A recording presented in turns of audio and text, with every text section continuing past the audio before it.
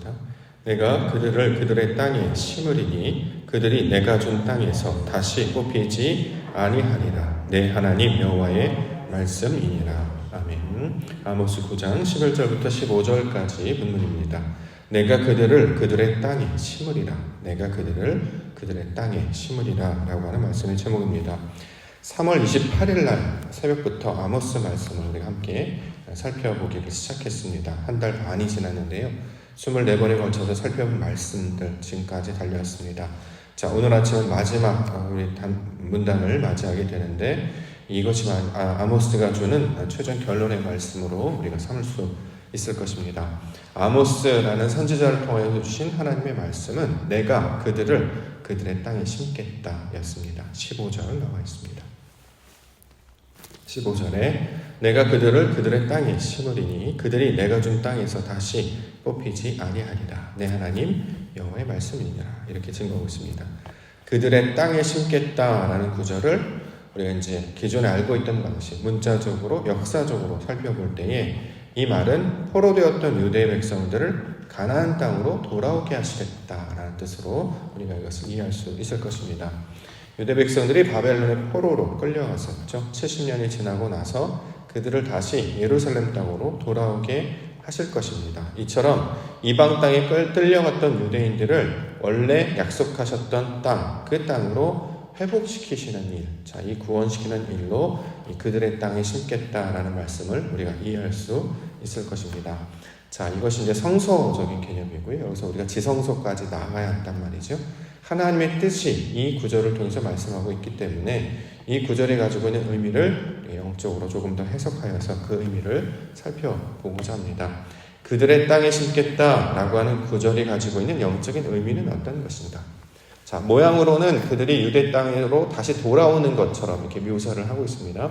그런데 이 영적인 의미는 여기서 말하는 땅은 우리 마음을 가리키는 말이죠. 실제로 원어도 아담임 이렇게 단어를 사용하고 있습니다. 아담, 사람이라는 거잖아요. 하나님께서 땅으로 심겠다라고 하는 것은 그들의 심령에 하나님을 심으시겠다라고 하시는 말씀이 되고 있는 것입니다. 그들의 심령 안에 말씀이 떠나갔죠. 하나님의 영이 떠나갔습니다.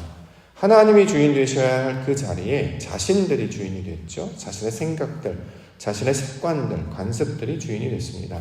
그러면 어떻게 살아가느냐? 하나님의 뜻대로 살아가지 아니하고 사람의 생각대로, 자신의 생각대로 살아가게 되는 것입니다. 이것을 바벨론에 끌려가는 모양으로 설명을 하고 있는 거죠. 그래서 유대 백성들이 하나님의 말씀 안에서 붙잡혀서 말씀대로 행하지 아니하고 사람을 기쁘게 한다거나 세상의 교훈에, 세상의 풍조에 휩쓸리거나 아니면 세상 가운데 노예처럼 그렇게 굴종하면서 살아가게 되는 것. 자, 이것을 포로로 끌려간 유대인들로 비유하고 있는 것입니다.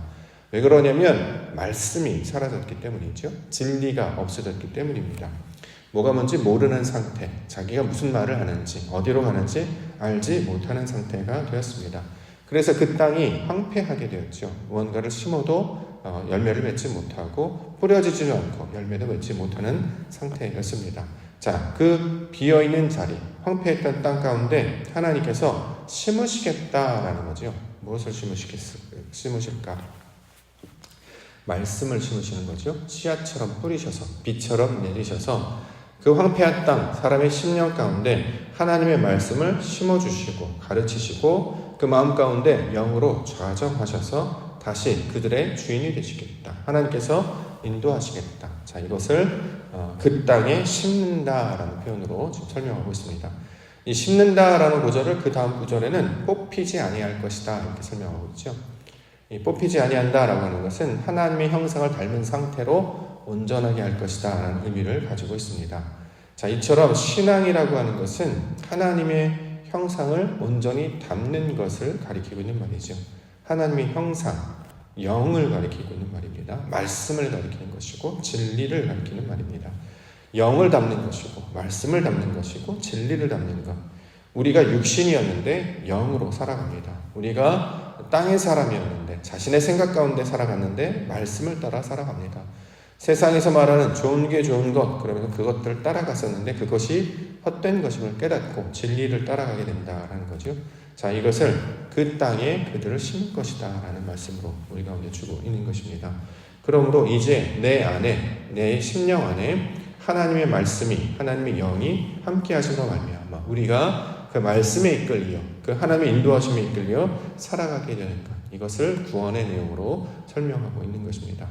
그러므로 우리를 날마다 살피시며 우리 가운데 들려주시는 하나님의 말씀 가운데 귀를 기울일 줄 아는 백성이 바로 복 있는 백성이 되는 것입니다. 하나님은 졸지도 아니하시고 주무시지도 아니하시고 날마다 우리에게 늘 말씀하시고 우리에게 가르쳐 주십니다. 그런데 우리의 눈이 어두워져서 그것을 바라보지 못하고 있던 거죠. 왜 어두워졌는가? 육신 가운데 갇혀 있기 때문입니다. 내가 가지고 있는 생각, 내가 가지고 있는 지식, 내가 가지고 있는 판단 안에 자신만이 세워진 자신의 성 안에 갇혀 있어서 자기가 세우는 탑 안에 여기가 저싸우니 머물러 있기 때문에 하나님께서 늘 들려주시고 보여주셔도 보지 못하고 듣지 못하는 백성으로 살아갈 수밖에 없었다는 거지요. 그런데 하나님께서 그 성을 무너뜨리시고 내 생각을 무너뜨리시고 나를 낮추셔서 하나님이 하시는 일을 받아들이게 하십니다. 자, 하나님의 말씀의 역사가 우리 가운데 나타나면 어떤 일이 벌어지냐? 비틀거리게 된다는 거죠. 자, 말씀을 따라, 하나님의 영을 따라, 그 갈급함을 따라 움직이는 백성. 그래서 이전에는 깨닫지 못했던 것들을 알기 시작하니까 점점점 더 말씀을 사모하게 되고 갈급하게 되어서 이제 육신의 소욕을 따르지 아니하고 하나님이 주신 그 뜻을 따라 사는 백성이 되게 하시는 일, 이것이 창조, 구원, 거듭남, 하나님께서 말씀하신 영생의 모든 내용으로 우리에게 가르쳐주고 있습니다. 그러므로 귀가 열려서 우리의 눈이 열려서 하나님이 하시는 일을 우리가 바라보게 되는 은혜가 있기를 원합니다. 그래서 하늘의 양식으로 받아들이고 우리의 마음 가운데 찾아오시는 하나님의 뜻으로 받아들여서 내 마음 안에 하나님이 치고 들어오셔서 하나님의 나라가 침노하여서 그분 안에 거하는 것을 거듭난다라고 말하고 있기 때문에 이렇게 이전에 살던 모습과는 다른 모습, 새롭게 살아가는 모습으로 소망하며 이것들 붙잡고 나아가는 우리 믿음의 성도님들과 교회가 되기를 원합니다. 말씀을 보겠습니다. 무너진 장막을 일으키시겠다 약속하고 있습니다. 11절. 그날에 내가 다윗의 무너진 장막을 일으키고 그것들의 틈을 막으며 그 허물어진 것을 일으켜서 옛적과 같이 세우겠다 약속하고 있습니다. 12절에 그들이 에돔의 남은 자와 내 이름으로 일컫는 만국을 기업으로 얻게 하리라. 이 일을 행하시는 여호와의 말씀입니다. 자, 무너진 장막. 다윗의 장막이 무너졌다는 거죠. 우리 간단하게는 성전이 무너지는 것을 형상화한 것이죠. 예루살렘 성이 무너졌습니다. 예루살렘 성이 무너졌다라고 하는 것은 하나님의 임재가 떠났다, 사라졌다라는 뜻이 되겠죠. 그렇게 무너졌던 장막을 하나님께서 다시 회복시키시겠다라고 합니다. 다윗의 장막이라고 하는 것은 다비드라고 우리가 기억하는 것이 좋다라고 말씀드렸는데 하나님의 뜻과 나의 뜻이 똑같아진 상태, 이걸 다비드라고 이제 발음을 하고 인물로서는 다윗이라는 인물로 설명을 하고 있습니다. 하나님 마음에 합한 자라는 뜻이 되겠죠. 하나님의 뜻이 내 안에 이루어지면 그것을 만났다, 합하였다, 똑같아졌다 라고 이야기하고 이걸 다윗으로 설명을 하고 있습니다. 그렇기 때문에 다윗은 말씀을 따르고 말씀을 사모했던 자였죠. 그가 비록 막내로 있었으나 연약한 자로 있었으나 그의 능력과 권능은 오직 여호와의 말씀을 따르고자 하는 그 마음밭에서 나오기 시작했습니다. 그러므로 다윗의 장막을 회복시키시겠다라고 하는 것은 우리의 마음이 성전과 같은데 그 무너졌던 성전을 다윗이 세워졌던 그 마음처럼 회복시키시겠다라는 것입니다. 이걸 유대인들은 그냥 정치적인 목적 또는 어떤 힘의 목적으로 해서 다윗의 시대 때 유대가 가장 부강하고 잘 살았기 때문에 지금도 그 다윗의 나라를 기대하고 그것들을 소망하며 살아가고 있던 거죠. 그래서 이스라엘 국기를 보시면 다윗의 별, 육각형 별이 그대로 있는데 다윗을 가리키고 있습니다. 근데 거기서 말하는 다윗은 정치적인 어떤 메시아를 가리키는 말이 아니라 하나님의 뜻이 이루어진 상태, 하나님의 뜻과 똑같아진 것, 우리의 마음 안에 하나님의 말씀이 임재하여서 그분의 뜻 안에 살아가는 것, 바로 그것들을 가리키고 있는 말입니다.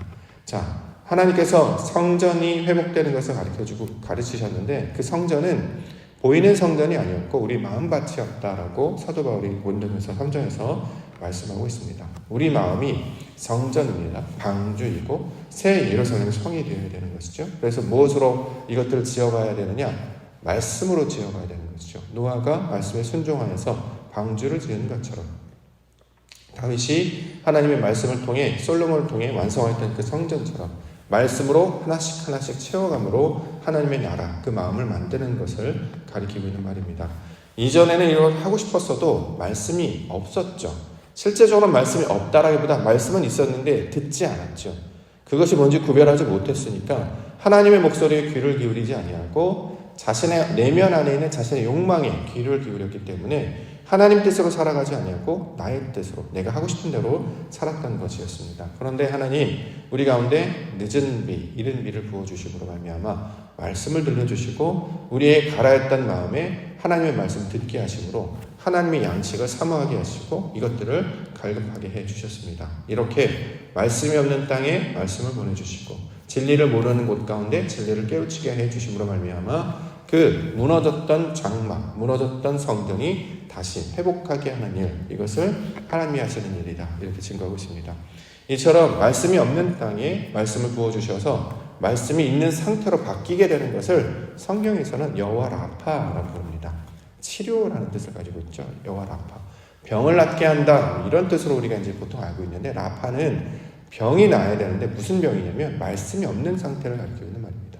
그래서 온전하지 못하다는 거죠. 그래서 앉아있거나 다리를 잘거나 말을 못하거나 이런 이 병자들을 소개하고 있는 것은 하나님의 말씀을 알지 못하기 때문에 나타나 있는 것입니다. 그런데 자, 우리 가운데 말씀을 보내주세요. 그래서 온전하게 하심으로 말미암아 성전이 다시 세워지는 것처럼 우리를 온전하게 해주셨습니다. 자, 이것을 하나님의 약속으로 주고 있는 것이죠. 14절 말씀 보겠습니다. 여호와의 말씀이니라. 보라, 날이 이를지라 그때 파종하는 자가 곡식 추수하는 자의 뒤를 이으며 포도를 밟는 자가 씨 뿌리는 자의 뒤를 이으며 산들은 단 포도를 흘리며 작은 손들은 녹으리라. 자, 파종하는 자가 곡식 추수하는 자의 뒤를 잇는다. 씨 뿌리는 자, 포도 밟는 자가 씨 뿌리는 자의 뒤를 잇는다. 하나님의 사역을 계속해서 반복적으로 설명하고 있는 것이죠. 추수하게 하고 거두어서 포도주를 만들게 하시는 것. 말씀을 우리 가운데 뿌려주실 뿐만 아니라 그것들을 자라게 하셔서 거두게 하심으로 열매 맺게 하시는 모든 과정. 그래서 예수 그리스도를 보내시고 성령을 부어주셔서 우리 마음 안에 하나님의 말씀이 세워지는 그런 과정들을 지금 이 비유를 통해서 지금 설명하고 있습니다. 작은 산들은 녹는다. 우리가 이제 녹는다는 표현을 살펴봤는데 내 마음이 무너지는 것이죠. 하나님의 말씀으로 말미암아 다 무너지는 것. 마치 물에 소금이 녹아지듯이 이렇게 우리가 녹아지는 것. 우리의 마음이 녹아지는 것. 그래서 내 것들은 사라지고 진리만, 빛을 비추게 되면 하얗게 떠오르는 게 소금이 있는 것처럼 그렇게 진리만 우리에게 나타나도록 하나님께서 하시는 일, 이것을 단포도주 이렇게 설명하고 있는 것입니다. 하나님이 주신 은혜로 충만해지는 상태. 자, 이것을 마음밭으로 설명하고 있습니다. 14절. 내가 내 백성 이스라엘이 사로잡힌 것을 돌이키리니 그들이 황폐한 성읍을 건축하여 거주하며 포도원을 가꾸고 그 포도주를 마시며 과원들을 만들고 그 열매를 먹으리라. 이제 우리가 이런 표현들을 이제 읽게 되면 이제 무슨 의미인지는 이제 이해하게 되겠죠. 하나님께서 다스리는 상태가 되었기 때문에 열매를 거두어 추수하여 그 성품대로 내 안에 인격으로 자리 잡게 되는 상태를 가리키고 있는 말입니다. 이것을 돌이킨다라는 단어로 설명하고 있죠. 돌이키다, 돌아가다라는 뜻인데 이걸 신약에서는 회개하다라고 번역을 하기도 했습니다. 무슨 뜻이냐면 나의 상태에서 하나님의 상태로 바뀌는 것을 돌아가다, 회개의 개념으로 설명하고 있는 거죠. 원래 내가 주인이었고 내 뜻대로 살았던 사람들은 아니었습니다. 그런데 하나님 말씀을 주시고 성령을 부어주셔서 이제는 내가 내 뜻대로 살아가지 아니하고 아들을 믿는 믿음, 그리스도를 믿는 믿음 가운데 살아가는 자로 바꿔내는 일. 자, 이것을 돌이키다라는 말로 가르쳐주고 있는 거죠. 그래서 단순히 돌이키다, 회개라고 하는 것은 잘못했다라는 개념에만 머물러 있는 것이 아닙니다. 뉘우치다, 이 정도로 머물러 있는 것이 아니고요. 우리 마음이 완전히 하나님의 것으로 바뀌게 되는 것을 가리키고 있는 말이에요. 아들이 돌아오잖아요. 아버지의 집으로 돌아옵니다. 그 성전으로 돌아오는 것. 우리의 마음이 하나님에게서 멀어졌던 그 마음이 다시 돌아와서 이제 아버지의 마음으로 살아가는 것. 그래서 성경에서는 그 아버지의 마음을 가지고 살아가는 자들을 아들이라고 부른다라는 거죠. 그래서 우리를 그렇게 하나님의 아들들이 되게 하시는 일을 구원의 내용으로 설명하고 있는 것입니다. 그래서 처음 열매, 원래 뜻대로 가지고 있는 그 아버지의 아들, 그분이 바로 그리스도, 예수 그리스도로 우리 가운데 찾아오셨고 그를 통해서 우리가 말씀이 부어지고 성령이 부어지고 말미암아 우리도 동일한 열매의 모습으로 바뀌게 되는 거죠. 자, 이것들을 신앙의 내용으로 설명하고 있습니다. 따라서 신앙이라고 하는 것은 우리가 육신적 본성, 옛사람으로 살아가는 것이 아니라 전혀 새로운 사람, 이전에는 생각도 못했고 우리가 꿈꾸지 못했던 놀라운 사람으로 변화되는 것입니다. 즉 예수 그리스도를 닮는 모양으로 살아가게 된다는 거죠. 그러므로 신앙에 있어서 가장 큰 기쁨은 육신의 아들로 태어났지만 완전히 새로운 사람으로 변화되는 거예요. 보통 우리가 신앙생활 때 그런 이야기 하죠. 수련회 할 때도 너 좀 달라졌니? 새롭게 됐니? 이런 질문들 하는데요. 전혀 다른 사람이 되는 거예요. 예를 들어서 천국 간다는 것과 똑같죠. 나는 그대로 있고 나만 천국에 가면 의미가 없지 않겠습니까? 여전히 나는 욕심도 많지요. 질투도 많고요. 시기심도 많고요. 욕망도 많고요. 여전히 불평도 많고요. 무능력해요.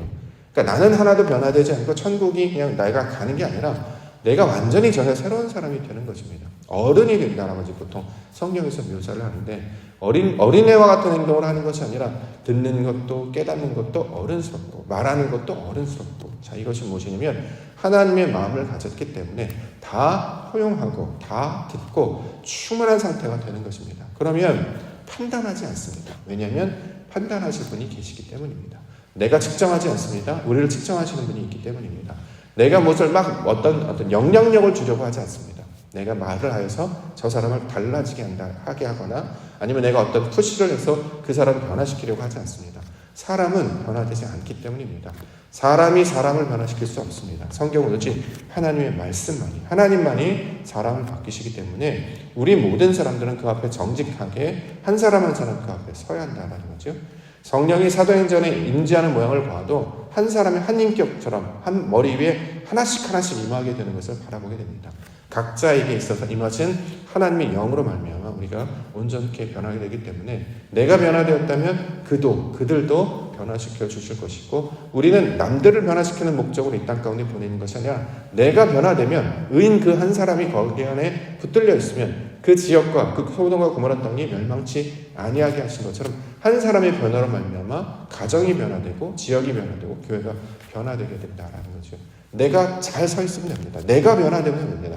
나는 안 변하고 다른 사람이 변화되는 건 의미가 없다는 거죠. 그래서 의인 한 사람, 기도하는 한 사람, 예배하는 사람이 중요한 이유가 그 사람이 붙들려 있으면 그 시간에 점점 그와 동화되어서 하나님 사람들로 바뀌어지게 된다는 거죠. 그래서 앞으로 이제 코로나가 거의 다 끝나가고 있는데요. 이제 필요한 것은 그 본이 되는 사람, 사랑받는 자, 하나님을 본받는 자, 그 사람이 각 교회와 이 땅 가운데서도 꼭 필요한 존재가 될 것입니다. 그리스도를 본받아서 성실하고 신실하게 하나님의 말씀을 붙잡고 예배자로, 기도자로 하나님의 말씀을 받은 자로 서 있게 된다면 그 사람을 통해서 하나님의 영광이 나타나게 할 것입니다. 그러므로 우리가 그 본받는 한 사람, 그 기도하는 한 사람, 그 의인 한 사람이 되게 하여 주시옵소서. 그래서 내가 바뀌겠습니다. 변화되는 한 사람이 있다면 소망이 있는 것이고요. 말씀을 붙드는 그 한 사람이 있다면 그 교회는 소망이 있는 교회가 될 것이라고 믿습니다. 왜냐하면 그를 통해서 하나님께서 역사하신다면 그와 함께 있는 모든 이들도 점점 변화되기 때문입니다. 그러므로 좋은 교회라고 하는 것은 그런 본이 되는 자들이 많다라는 거잖아요. 작은 교회라고 하는 것은 숫자가 작다라는 것이 아니라 본이 되는 사람들이 많지 않다라는 거예요. 왜냐하면 찾기가 어렵기 때문이죠. 기둥처럼 그런 분들이 잘 세워 있어서 7기둥, 10기둥, 12기둥 잘 세워 있다면 든든한 아름다운 반석에 세운 교회가 될 줄 믿습니다. 특별히 3월 28일부터 시작한 아모스 말씀을 통해서 함께 기도에 참여하셨던 오늘 오신 분들이 그런 기둥의 역할들, 본받는 역할들, 기도하는 자, 예배하는 자로 세워지시기를 소망합니다. 그렇게 될 때에 교회도 가정도 이 나라도 하나님의 영광이 나타나도록 하나님께서 함께 지켜주실 줄 믿습니다. 이것들을 함께 소망하며 기도 가운데 나아가는 하나님의 백성 온전히 서시는 우리 성도님들 교회가 되기를 주의 이름으로 축원합니다. 기도하겠습니다.